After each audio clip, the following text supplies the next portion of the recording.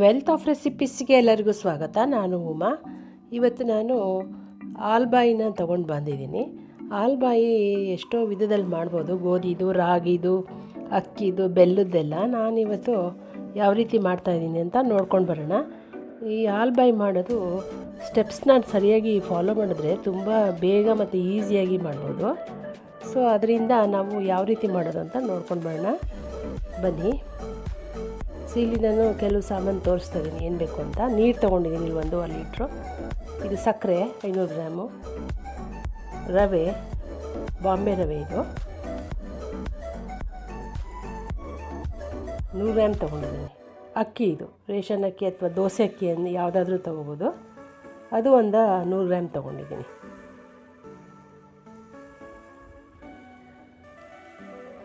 ತೆಂಗಿನಕಾಯಿ ಕೂಡ ತೊಗೊಂಡಿದ್ದೀನಿ ಇಲ್ಲಿ ಒಂದು. ಈ ತೆಂಗಿನಕಾಯಿನ ಬಿಳಿ ತುರಿ ಮಾತ್ರ ನಾವು ತೊಗೋಬೇಕು. ಇಲ್ಲಿ ನೆನೆಸಿ ಅಕ್ಕಿ ಮತ್ತು ರವೆನ ರುಬ್ಕೊಂಡು ಬಂದಿದ್ದೀನಿ. 2 ಅವರ್ ನೆನೆಸಿದ್ರೆ ಸಾಕು. ನೆನೆಸಿರೋ ತೋರಿಸಿಲ್ಲ ನಿಮಗೆ ನಾನು. ಇಲ್ಲೊಂದು ದಪ್ಪ ತಳೆ ಇರೋ ಪಾತ್ರೆಗೆ ಇದು ಟ್ರಾನ್ಸ್ಫರ್ ಮಾಡ್ಕೋಬೇಕು ನಾವು. ದಪ್ಪ ಇದ್ದರೆ ಒಳ್ಳೆಯದು, ಅಗಲವಾಗಿ ನೋಡಿ. ತುರಿದಿರೋದು ಬಿಳಿ ತುರಿ ಇದು. ಇದನ್ನು ಸಹ ರುಬ್ಕೊಂಡು ಹಾಲನ್ನ ನಾವು ತೊಗೋಬೇಕು. ಅದರಿಂದ ತುಂಬ ನೀರು ಮಾಡ್ಕೊಳಕ್ಕೆ ಹೋಗ್ಬೋದು, ತುಂಬ ಒತ್ತು ಹಿಡಿದು ಬಿಡುತ್ತೆ ಅದು ಮಾಡೋದಕ್ಕೆ. ನೋಡಿ, ಇಲ್ಲಿ ಹಾಲನ್ನ ನಾವು ಒಂದು ಜಾಲರಿ ಸಹಾಯದಿಂದ ಸೋಸ್ಕೋತಾ ಇದ್ದೀವಿ. ಒಂದು 2-3 ಸತಿ ರುಬ್ಬಿ ಈ ರೀತಿ ಹಾಲನ್ನ ನಾವು ತೊಗೋಬೇಕಾಗತ್ತೆ. ಗೊತ್ತಾಗತ್ತೆ ನಿಮಗೆ ಲಾಸ್ಟಲ್ಲಿ ಅದು ಹಾಲು ಬಿಟ್ಕೊಳ್ಳುತ್ತಲ್ವ, ಆವಾಗ ನಿಮಗೇನು ಸಿಗೋಲ್ಲ ರುಬ್ಬಿದ್ರೆ. ಅಲ್ಲಿವರೆಗೂ ನಾವು ತೊಗೋಬೇಕಾಗತ್ತೆ. ಸೊ ನಾನು ತೊಗೊಂಡಿದ್ದು 1.5 ಲೀಟ್ರ್ ನೀರು ಕರೆಕ್ಟಾಗಿ ಸರಿ ಹೋಯ್ತು ನಾನು ಮಾಡೋದಕ್ಕೆ. ಈ ರೀತಿ ಒಂದು 3-4 ಸತಿ ರುಬ್ಬಿ ತೊಗೋಬೇಕು. ಇದು ಕೊನೆ ಸರ ನಾನು ಸೋಸ್ಕೋತಾ ಇದ್ದೀನಿ ಇಲ್ಲಿ.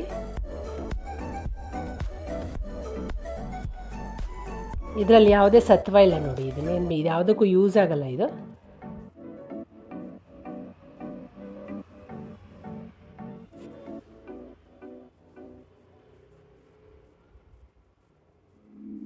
ನೋಡಿ, ಈ ರೀತಿ ತಗೋಬೇಕು.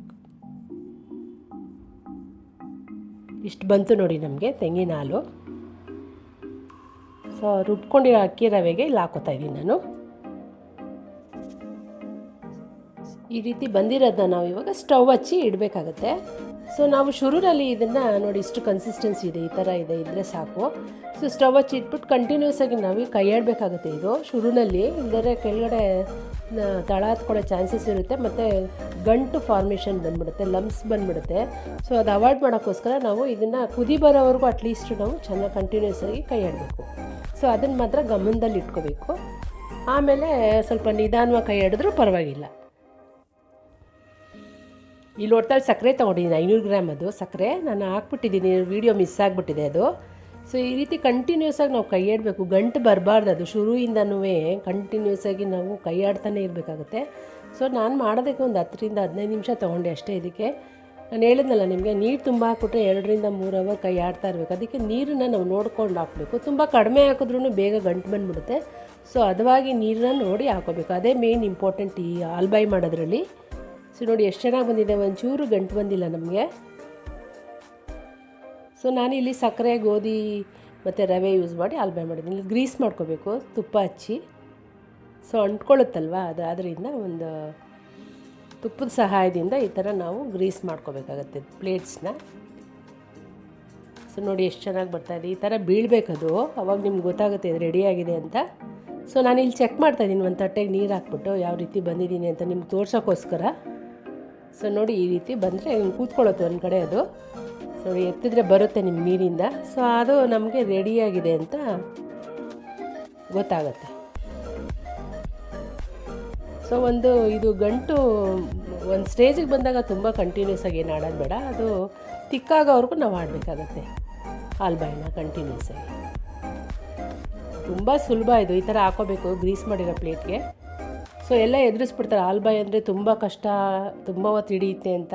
ಆ ಥರ ಏನೂ ಇಲ್ಲ. ಸೊ ಟ್ಯಾಪ್ ಮಾಡಬೇಕು ಪ್ಲೇಟ್ನ ಇದು. ಸೊ ನನಗೊಂದು 10-15 ಮಿನಿಟ್ಸ್ ಅಷ್ಟೇ ಹಿಡಿದಿರೋದು ಮಾಡೋದಕ್ಕೋಸ್ಕರ. ರುಬ್ಬೋದಕ್ಕೆ ಒಂದು 5 ನಿಮಿಷ ಹಿಡಿದಿದೆ ಅಷ್ಟೇ. ಇದು ಒಂದು ಹಳೆ ಕಾಲದ ಅಡುಗೆ ಅಲ್ವಾ.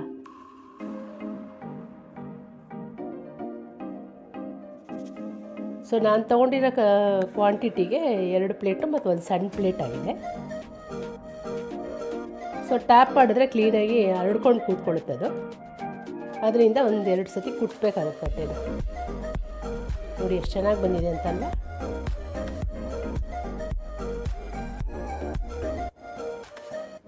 ಇದೆರಡು ದೊಡ್ಡ ಪ್ಲೇಟ್ ಆಯಿತು, ಇದೊಂದು ಚಿಕ್ಕ ಪ್ಲೇಟ್ ಆಗಿದೆ ನನಗೆ. ತೊಗೊಂಡಿರೋ 100 ಗ್ರಾಮ್ಸು ಅಕ್ಕಿ, 100 ಗ್ರಾಮ್ ರವೆ ಮತ್ತು ಅರ್ಧ kg ಅಷ್ಟು ಸಕ್ಕರೆ ತೊಗೊಂಡು. ನಾನು ಇಲ್ಲಿ ಸಕ್ಕರೆದು ಮಾಡಿದ್ದೀನಿ, ಬೆಲ್ಲ ಕೂಡ ಹಾಕೋಬೋದು. ಅದು ಇನ್ನೊಂದು ಸರಿ ತೋರಿಸ್ತೀನಿ ನಿಮಗೆ. ನಾನು ವರಮಹಾಲಕ್ಷ್ಮಿ ದಿವಸ ಮಾಡಿದ್ದೆ ಇದು, ದೇವ್ರ ನೈವೇದ್ಯಕ್ಕೋಸ್ಕರ. ನೋಡಿ ನಿಮಗೆ ಯಾವ ರೀತಿ ಒಂದು 20 ನಿಮಿಷ ಕೂಲ್ ಮಾಡಬೇಕಷ್ಟೇ. ಫ್ರಿಡ್ಜಲ್ಲೇ ಇಡೋದು ಬೇಕಾಗಿಲ್ಲ, ಆಚೆ ಕಡೆ ಇಟ್ಟರೆ ಸಾಕು. ನಿಮ್ಗೆ ಯಾವ ಆಕಾರ ಬೇಕೋ ಅದರ ಆಕಾರವಾಗಿ ನೀವು ಇದನ್ನು ಕಟ್ ಮಾಡ್ಕೊಬೋದು. ಫ್ರಿಡ್ಜಲ್ಲಿ ಇಟ್ಕೊಂಡು ತಿನ್ಬೋದು 1-2-3 ದಿವಸ, ಏನು ಒಂದು ವಾರದವರೆಗೂ ಇಡ್ಬೋದು, ಏನಾಗಲ್ಲ ಅದು. ನೋಡಿ ಎಷ್ಟು ಚೆನ್ನಾಗಿ, ನಾನು ಫ್ರಿಡ್ಜಲ್ಲಿ ಕೂಡ ಇಟ್ಟಿದ್ದೆ. ನೋಡಿ ಎಷ್ಟು ಚೆನ್ನಾಗಿ ಬಂದಿದೆ. ಒಂದು 15-20 ನಿಮಿಷ ತಣ್ಣಗಾಕಕ್ಕೆ ಬಿಟ್ಟಿದ್ದೆ ಅಷ್ಟೇ ಅದನ್ನು. ನಂದು ಅಡುಗೆ ನಿಮಗೇನು ಇಷ್ಟ ಆದರೆ ಲೈಕ್ ಮಾಡಿ, ಶೇರ್ ಮಾಡಿ, ಕಮೆಂಟ್ ಮಾಡಿ. ಮತ್ತಷ್ಟು ಅಡುಗೆಗಳ ಜೊತೆ ಬರ್ತೀನಿ. ವೆಲ್ತ್ ಆಫ್ ರೆಸಿಪೀಸ್ಗೆ ಸಬ್ಸ್ಕ್ರೈಬ್ ಮಾಡ್ಕೊಳ್ಳಿ. ನೋಡಿ ಯಾವ ರೀತಿ ಬಂದಿದೆ ಅಂತ, ಎಷ್ಟು ಚೆನ್ನಾಗಿ ಕಾಣಿಸ್ತಾ ಇದೆ ಪೀಸಸ್ಸು. ರೆಡಿ ಆಯ್ತು ನೋಡಿ ನಮ್ಮದು ಎಮ್ಮಿ ಡೆಲಿಷಿಯಸ್ ಹಾಲ್ಬಾಯಿ. ಇದುವರೆಗೂ ನನ್ನ ವಿಡಿಯೋ ನೋಡೋದಕ್ಕೆ ಧನ್ಯವಾದಗಳು. Thank you for watching.